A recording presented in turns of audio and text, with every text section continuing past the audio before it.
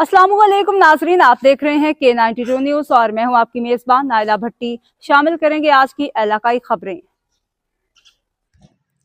District city SSP city Arif Aziz की garden welfare association की जानिब से अवार्ड तकरीब में बतौर मेहमान खसूसी शिरकत। प्रोग्राम में क्राइम रिपोर्टर्स एसोसिएशन के सीनियर जूनियर मेंबरान भी शरीक थे।